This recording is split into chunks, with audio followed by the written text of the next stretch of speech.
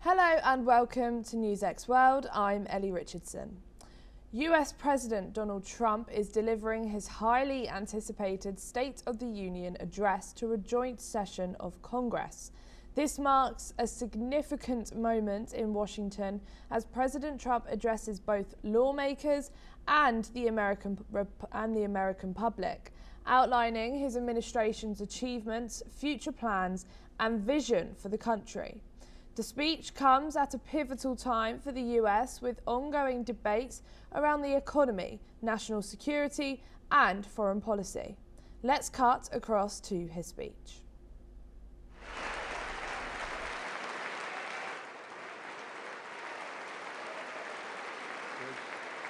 Good.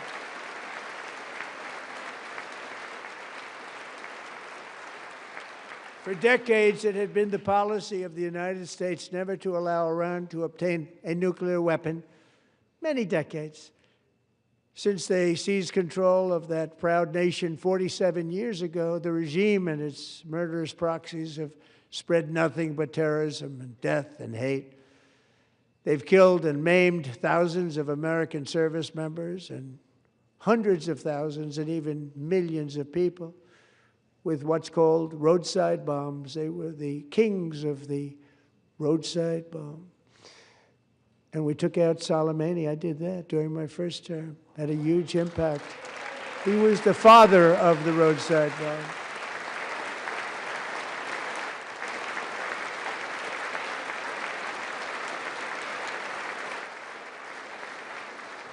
And just over the last couple of months with the protests, they've killed at least, it looks like, 32,000 protesters. 32,000 protesters in their own country.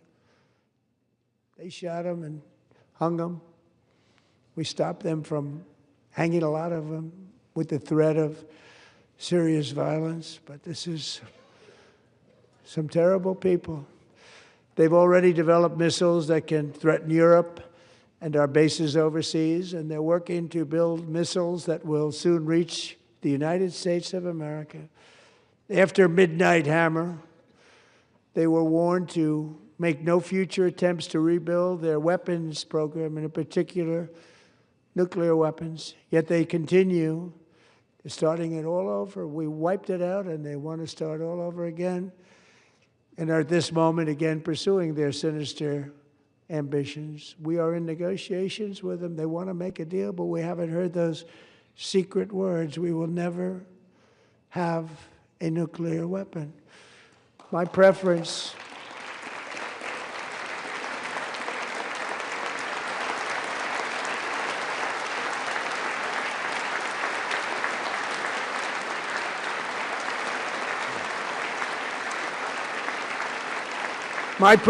is to solve this problem through diplomacy. But one thing is certain, I will never allow the world's #1 sponsor of terror, which they are by far, to have a nuclear weapon. Can't let that happen.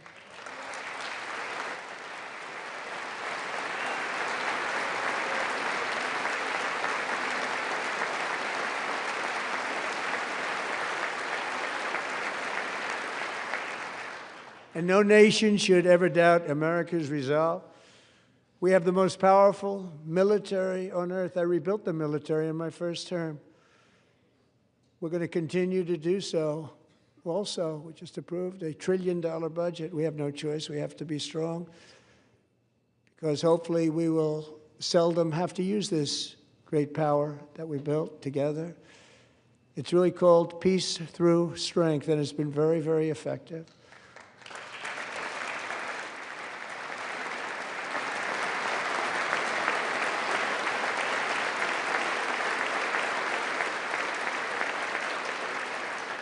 So thanks to Republicans in Congress, we're investing that record number of dollars, have no choice, in the United States Armed Forces. Also creating a lot of jobs, but we're not even doing it for that reason.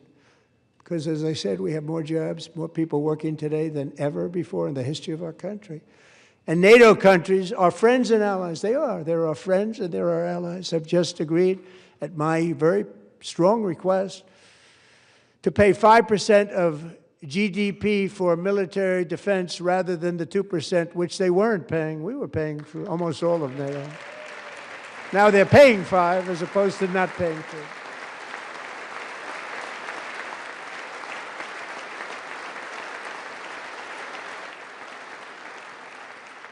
And getting that 5% was something which everyone said would never be done, could not happen. We got it really easily with one meeting. And big difference between 2% that's not paid. We were paying the freight of many of them. Very few were paid up. Now 5%, then they're paid. And everything we send over to Ukraine is sent through NATO, and they pay us in full. They pay us totally in full. Every branch of our armed forces is setting records for recruitment. This is so exciting. And every service member recently.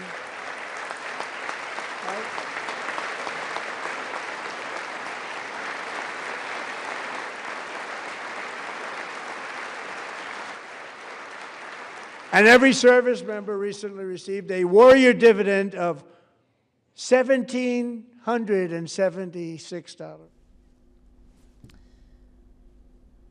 We are now being joined by Ernesto Casanda, who is an associate professor at an American university and director of the Immigration Lab, joining us from Washington, DC. Thank you so much for joining us here today on NewsX World to speak about Trump's speech. Now, he's said a lot and he's gone in about how he's solved 8 wars and he wants to solve the 9th, which is the Ukraine-Russia war, and said that the war would never happen if I was president. What do you think about that? Well, that is not true. There was a previous invasion of Crimea by Russia.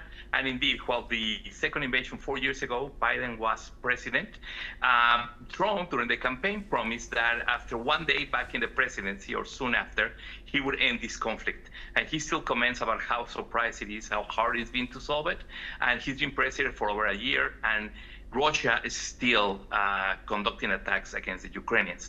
So while it was easy during the campaign and early on to not take any responsibility for this conflict, right now it is one of the most important issues. The other issues that he claims to have solved were skirmishes or misunderstandings between India and Pakistan, and maybe he helped some of the negotiations so things wouldn't escalate.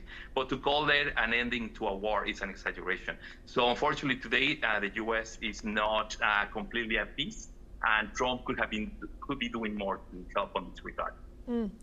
And he also started mentioning Iran and said, my preference is to resolve the Iran nuclear issue because he wants to do it via diplomacy, and said how Iran is the #1 sponsor of terror and I can't let that happen. He knows the world is watching right now.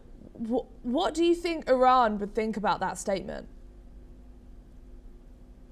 Well, there's the pressure on Iran to disarm. This is not a new topic. This is not a new issue. There's been negotiations, supposedly. It's very interesting that Marco Rubio, as the Secretary of State, hasn't been more involved in these issues.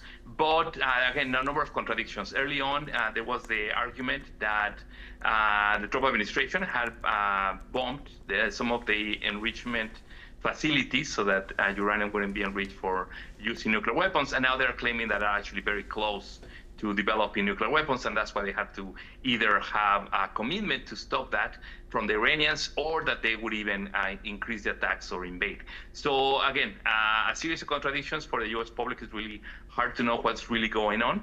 And the Iranians know that there's a lot of pressure. Early on, also, President Trump has said that if Iran continue killing protesters, that there will be action for part of the U.S.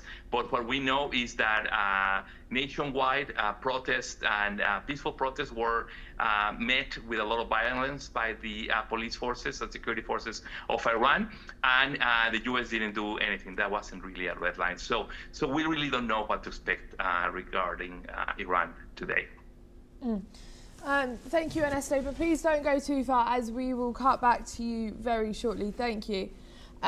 We're now being joined by Matthew Vadum, who's an American journalist and author, joining us as well from Washington, D.C. Thank you, Matthew, for joining us here today on NewsX World. As Trump's talking, he is also talking about about Israel and Gaza, and said Hamas worked alongside with Israel and said that he's resolved the war. Do you think that's a bit of a far-fetched statement, or what do you think of that? It is puffery. He is what a salesman does, and Donald Trump is first and foremost a salesman and a self-promoter, and that's a successful billionaire developer. So he tends to exaggerate. I think that he has done a lot, definitely, to advance peace between Gaza and Israel, but it is not finished. The process is not complete. They're barely moving into the second stage of the peace process right now, and it may indeed result in a durable peace, but I don't think we're quite there yet. And some people are suspicious of this board of peace that he's created, which seems to be like a mini United Nations to handle international affairs, and it's still not entirely clear how it's going to work, and not a lot of the details aren't really ironed out. So I think it's a bit premature for President Trump to claim that he resolved the war between Gaza and Israel, but he definitely has done a lot to move the ball forward there. You have to give him credit for that. And then Trump also spoke on Operation Midnight Hammer, and then went on to also say, my preference is to resolve Iran's nuclear issue via diplomacy. Do you think that he has been trying to do that by diplomacy, or is him constantly sending out aircrafts and naval ships to the Middle East contradicting that? Well, President Trump has been trying to accomplish his goals in Iran through diplomacy, but it's diplomacy with a big stick, one might say. He has assembled a massive armada in the waters surrounding Iran, both in the Mediterranean and in the other waters to the south and to the southeast. So it's fair to say that he's trying to negotiate, but he's the threat of military intervention by the United States is very much alive, and it has to be in the backs of their minds when the negotiating teams are talking about dismantling Iran's nuclear weapons program, which I predict it will never do. It doesn't want to do it. Under President Obama, they had a kind of arrangement whereby there'd be inspections and they would make certain concessions with respect to their nuclear weapons program, and they didn't follow the agreement, and it wasn't a very good agreement to begin with. So I'm really not sure how much more can be accomplished in terms of negotiations, but the Trump administration, to its credit, is trying to negotiate. But it remains to be seen whether that's going to be successful, or whether they're going to have to do another midnight hammer type operation and hit the Revolutionary Guard and the other militias in Iran that are essential to propping up the theocratic regime there. And he's spoken about the Supreme Court and the ruling about the tariffs, and basically says that they're very unfortunate. And as we know from this past week, the Supreme Court said you can't do this, you need to get rid of these tariffs. They said it was unruling, and then Trump then put on 10%, and now he's put on 15%. But this can only run for 150 days, if I'm correct. Do you think him talking about the Supreme Court in this meeting is causing anger within Congress right now? From the reaction to that part of the speech in Trump's State of the Union address tonight, it did seem to spur some anger, but that was anger by Republicans, it appeared, who were upset with the Supreme Court's ruling that President Trump described as unfortunate. You are referring to the Learning Resources versus Trump ruling last Friday, in which the Supreme Court said the president has no authority to levy tariffs under IEEPA, the International Emergency Economic Powers Act. But then, as Justice Kavanaugh pointed out Justice Brett Kavanaugh pointed out in his dissent, Trump is still free to levy tariffs under other authorities, under other federal laws, and that is what he has since done, like almost immediately. Within a few hours after the Supreme Court's decision, he had announced that he was going to impose a new round of tariffs, and that is what he's done. You're referring to initially he said it would be a 10% global tariff, and then he upped it to 15%. I don't think he's changed the number since then, so it's probably 15%. And those new tariffs, no doubt, will be challenged in court too. And I don't, as a journalist, I cover the Supreme Court and the courts, but I'm not an expert in trade law. So I can't tell you if those tariffs are going to be upheld when they are inevitably challenged in court. But I'm sure they will be challenged in court, and soon. And you may have, if they don't pass legal muster, I wouldn't be surprised if the lower courts enjoin these new tariffs as well. Thank you, Matthew. Please don't go anywhere, as we will be joining back with you very shortly. We're now just going to cut back to Ernesto. Thank you for waiting, Ernesto. We have also heard that Trump wants to, he demands Congress to pass voter ID law, and speaks about cheating during elections, as he wants to stop that for midterms. Is that a dig back at the elections when Biden came into office? Well, again, a number of false claims from the president here. He's going back to his big lie that he won, indeed, the election in 2020, and then it was stolen, and that's why Biden won. But all the evidence, all the cases in court, all the recounts, whatever you want to call it, all the evidence points that, indeed, Donald Trump lost the popular vote and lost the Electoral College. He lost that election, while many other Republicans actually won offices. So now he's trying to, again, call the specter that there may be fraud in this 2026, once again blaming undocumented migrants who know they cannot vote. They very rarely vote, and the few cases that are found every once in a while are not enough to change any results. There's no plans for undocumented people, asylum seekers, non-citizens to vote. That's not a thing.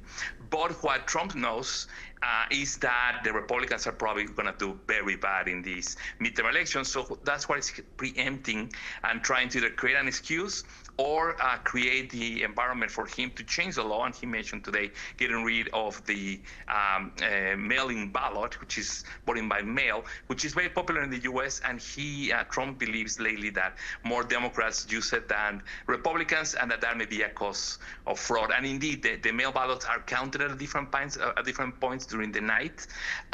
So he created this conspiracy, or he believed that was one of the reasons he lost the last presidential election. But that is not the case. That we can be very certain about. And again, it's many experts on electoral law again recounts there's no basis for these allegations. And it's been told that Epstein victims are set to attend the State of Union's address because several Democratic lawmakers have invited the survivors to be their guests, emphasising the need for accountability regarding the Epstein case. And they want investigations to go into the Epstein case and find out who was associated within his network. As we know, in the UK, Prince Andrew, the former Prince Andrew, was arrested last week, and then previous Lord Mountbatten also arrested this week.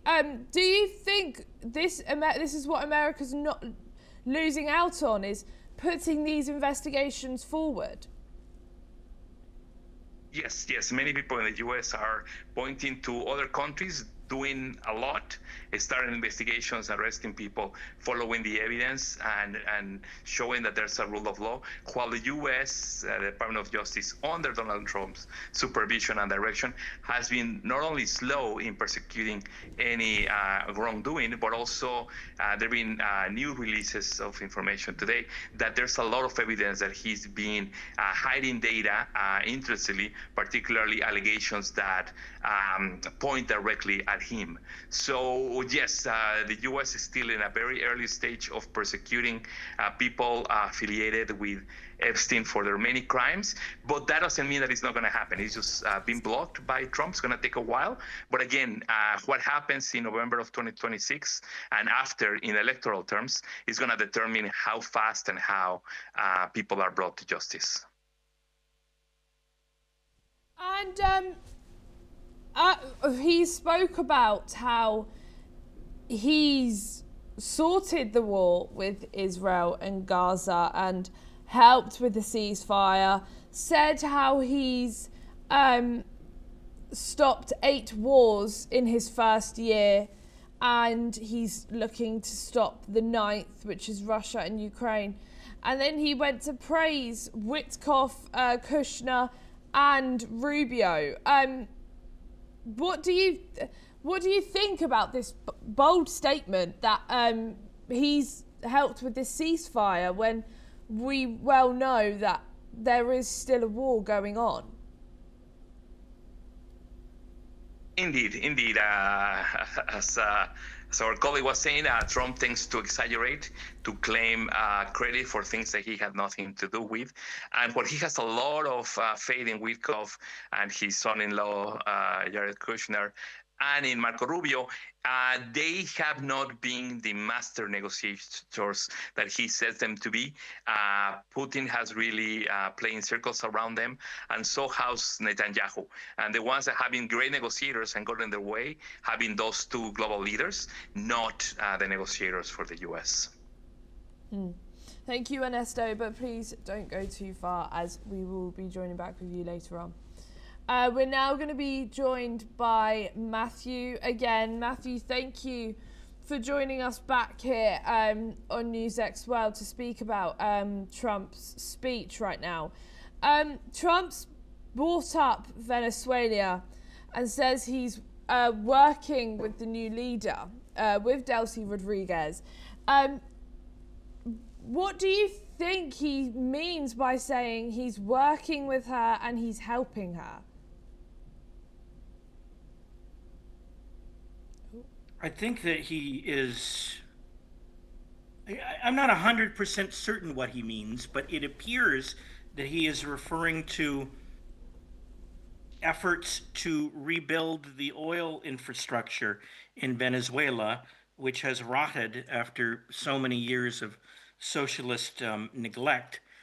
President Trump's... one of his overriding concerns with Venezuela is its ability to pump out oil that can be traded on international markets. He wants the American companies who had their assets taken away by the socialist regime in Venezuela to have those assets restored to them, and he wants the oil fields to be in better shape so they can be producing a lot of oil in the future. So that is my guess as to what President Trump means. I certainly hope he does not mean that he's trying to help the government in Venezuela, which is still, filled with socialists and communists, despite the ousting of Nicolas Maduro by the United States. I hope he's not helping, providing advice to the government on how, it should govern Venezuela. So, I still hope that there's a view that the Trump administration wants to oust the regime ultimately, but it's not clear that it wants to do that right now. President Trump might just be satisfied with making Venezuela into a, for lack of a better term, a client state of the United States that would supply energy resources to the United States. So this is my take on what he means by that. Thank you, Matthew, for joining us here today on NewsX World. Thank you. And we're just going to go to the news of the hour. AI company Anthropic has accused DeepSeek, Moonshot and Minimax, 3 Chinese firms, of unlawfully harvesting its data, raising fresh concerns over the misuse of Prosperity AI systems. Anthropic said the firms attempted to scrape or replicate outputs from its AI model, Claude, in violation of its terms of services. The company said it has taken steps to block the activity and is reviewing legal options. The allegations come as global scrutiny intensifies over data security, intellectual property, and the race to dominate artificial intelligence developments. Anthropic said the case highlights the growing need for stronger global guardrails around AI data and model security, as companies rush to defend proprietary technology in an increasingly competitive and geopolitically charged AI landscape. That's all we have time for. Keep watching NewsX World for more news updates from around the world.